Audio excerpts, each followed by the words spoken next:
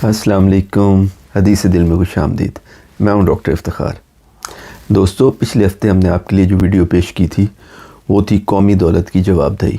اگر وہ آپ سے پچھلے ہفتے مس ہو گئی ہو تو اس کا لنک اس وقت آپ کی اسکرین پہ آ رہا ہوگا۔ اور آج کی ویڈیو ہے بھلکڑ، یعنی بھلا بیٹھنے والے۔ محترم دوستو، آپ غور کیجئے کہ نماز کی ادائیگی کے لیے وہ تمام باتیں ضروری ہیں جو ایک ترقی یافتہ معاشرے میں آپ کو دیکھنے کو ملتی ہیں۔ مثلا وقت کی پابندی، یعنی تمام نمازیں اپنے اپنے وقت پہ ادا کی جاتی ہیں، اور مسجد میں باجماعت نماز تو بالکل اپنے مقررہ وقت پہ شروع ہوتی ہے۔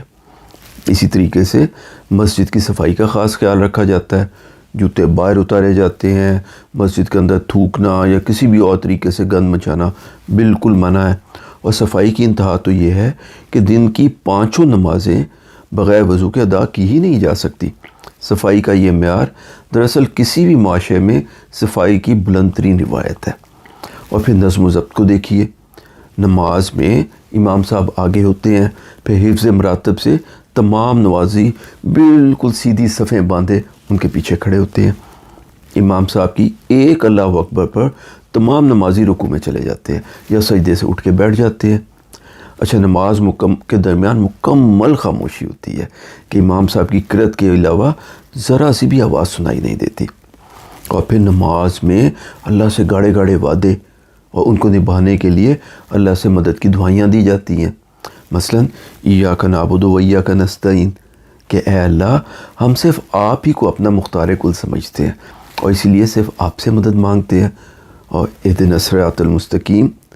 اور اس لیے اے اللہ ہمیں یہ توفیق دے، ہمیں یہ ہدایت دے کہ ہم ہر کام میں نیکی، خیر اور سچائی کے سیدھے اور سچے راستے پہ چلیں۔ اور پھر غیر المغضوب علیہم ولا الضالین، اور اے ہمارے رب، ہمیں بچائیو اس بات سے کہ ہم کسی کے حقوق کو تلف کریں اور مخلوق خدا کے لیے مشکلات، دکھ، تکالیف کا باعث بن کر آپ کی ناراضگی مول لے لیں، اور نہ ہی چھوٹے موٹے دنیاوی فائدوں یا قومی، لسانی، علاقائی اور گروہی عصبیت کی وجہ سے سچ اور حق کو چھوڑ کر یا جھوٹ اور زیادتی کی حمایت کر کے سچائی کی راہ سے بھٹک جائیں۔ اسی طریقے سے وہ نشکروں کا، کہ اے اللہ جو آپ نے نعمتیں ہمیں عطا فرمائی ہیں، ہم انشاءاللہ ان کا درست استعمال کر کے آپ کا شکر ادا کریں گے۔ ولا نکفروں کا، لیکن اس کے برعکس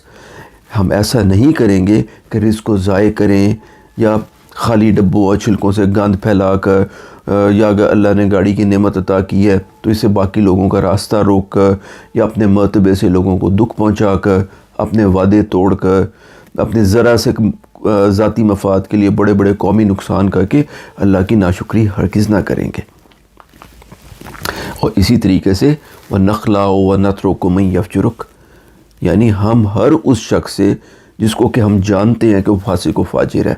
یعنی وہ جھوٹا ہے، وعدہ خلاف ہے، بے ایمان ہے، راشی ہے، ضمیر فروش اور دھوکے باز ہے، ظالم ہے، حق تلفی کرنے والا اور لوگوں کو تکلیف میں مبتلا کرنے والا ہے، ہم اس سے اپنا تعلق کاٹ لیں گے اور ہرگز اس کی بدعمالیوں میں اس کا ساتھ نہ دیں گے، خواہ وہ ہمارا کوئی قریبی عزیز ہو یا دوست ہو یا لیڈر۔ اللہ سے یہ سب وعدے نماز میں دن میں کئی مرتبہ دہرائے جاتے ہیں،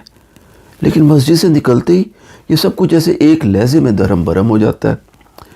جمعہ ہو، عید یا کوئی اور روح پرور دینی اجتماع، اس کے فوراً بعد یہ سب صفیں بکھر جاتی ہیں اور ایک بے ہنگم ٹریفک کا اجتحام دیکھنے کو آتا ہے۔ ویسے تو جمعے کی نماز ادا کرنے آئے ہیں،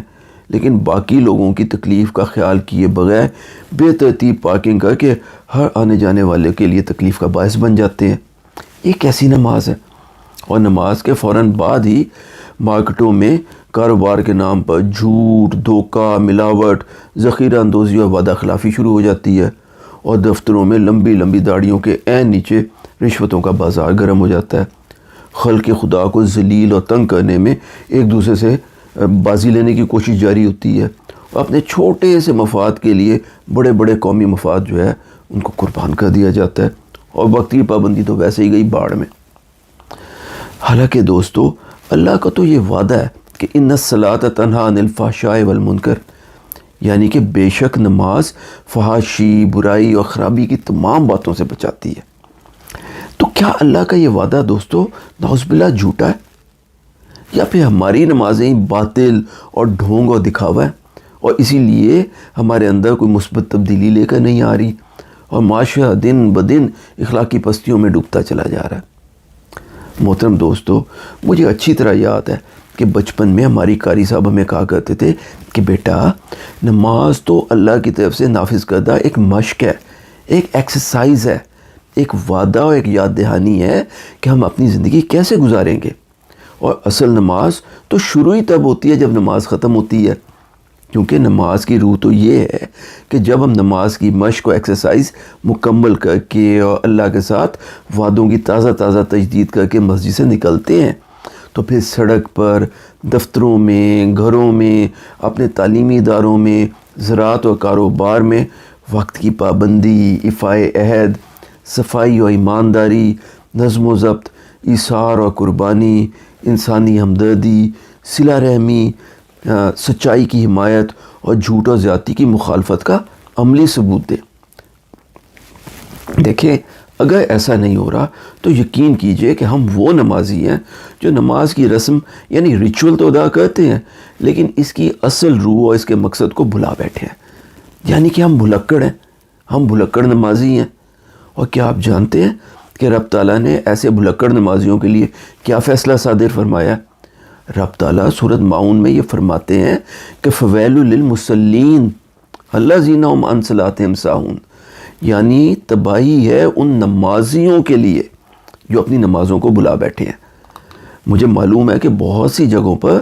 ان آیات کا ترجمہ اس طریقے سے بھی کیا جاتا ہے کہ تباہی ہے ان لوگوں کے لیے جو نماز کو بھلا بیٹھے ہیں، یعنی نماز نہیں پڑھتے ہیں۔ لیکن دوستو ذرا غور کیجئے، جو نماز نہیں پڑھتے وہ تو بے نمازی ہیں، پھر ان کے لیے مسلین یعنی نمازی کا لفظ کیوں آئے گا؟ قرآن اللہ کا کلام ہے اور اس کا ایک ایک حرف سچ اور حکمت پہ مبنی ہے، اس لیے یہ آیات مسلین یعنی نمازیوں ہی کے لیے اتاری گئی ہیں، یعنی جو رسماً تو نماز پڑھتے ہیں لیکن اپنی نماز میں اللہ سے بڑے بڑے وعدے کرنے کے بعد جیسے ہی مسجد سے باہر نکلتے ہیں، اپنی نماز کو، ان وعدوں کو اور اس تربیت کو جو نماز ان میں پیدا کرنے کی کوشش کر رہی ہے یکسر بھلا دیتے ہیں، اور ان کا طرز عمل صریحاً منافقانہ ہو جاتا ہے، مسجد میں کچھ اور مسجد سے باہر اپنے معاملات میں، اپنے کاروبار میں اس کے بالکل برعکس۔ تو پھر یاد رکھیے اللہ کا بھی وعدہ ہے کہ ایسی قوم جو نماز کی رسم ادا کرتی ہے رسماً، لیکن اس کے بعد اس کی اصل حقیقت، اس کی اصل روح اور اس کے اصل مقصد کو پس پش ڈال دیتی ہے، اور نماز کی خوبیاں اس کی روزمرہ زندگی میں نظر نہیں آتی ہیں، تو ایسی قوم اس دنیا اور اگلی دنیا میں بھی ویل یعنی تباہی، بربادی، ذلت اور رسوائی سے دوچار ہو کر رہتی ہے۔ اس لیے محترم دوستو، آئیے مل کر اللہ سے دعا کریں اور خود سے یہ عہد کریں کہ ہم اپنی نماز کی عظیم الشان تربیت و خوبیوں کو اپنی روزمرہ زندگی میں بھی لے کے آئیں گے، تاکہ اللہ کے وعدے کے مطابق ہماری زندگیاں پرسکون اور ملک جنت نصیب ہو جائے، انشاءاللہ آمین۔ تو اگر آپ کو آج کی ہماری یہ ویڈیو پسند آئی ہو تو اسے لائک کیجئے، اس چینل کو سبسکرائب کریں، اور ہاں بیل آئیکن دبانا نہ بھولیے گا۔ اپنے اور اپنے آس پاس کے سب لوگوں کا بہت بہت خیال رکھیے۔ اللہ ہم سب کا حامی و ناصر ہو۔ السلام علیکم ورحمۃ اللہ وبرکاتہ۔